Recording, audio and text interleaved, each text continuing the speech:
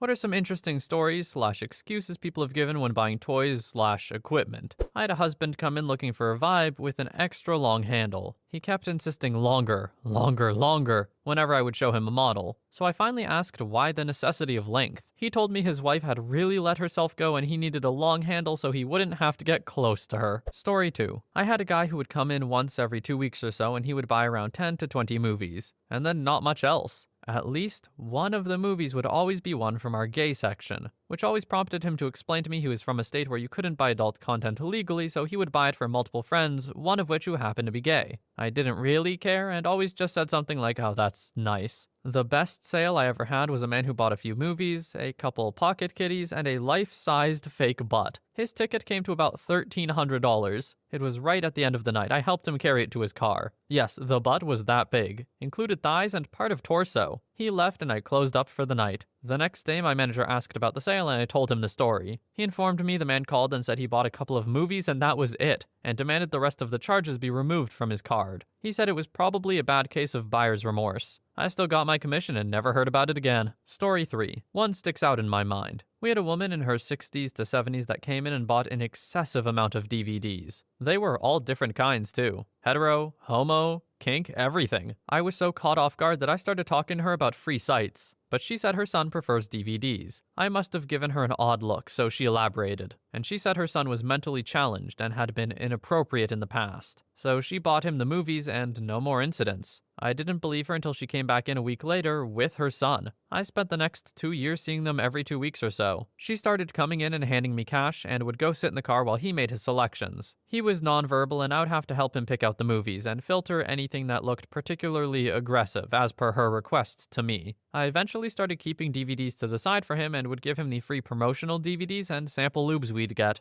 Now, okay, the psychology part of my brain is like, this is treating the symptom, not the issue. The other part of my brain is like, you know what? If it's not hurting anyone and it's solving the problem, I guess. That poor mother, though, must have had to go through some rough things in life. Story 4. I used to work at an adult novelty store. We sold all sorts of things from SFW stuff like jewelry and masks to NSFW stuff like 2-foot-long double-sided dongs. Most people didn't find the need to make an excuse for what they were buying. There were 3 types of customers. We would have the regulars, usually men in their 60s or older who would come in for a few DVDs and some enhancement pills.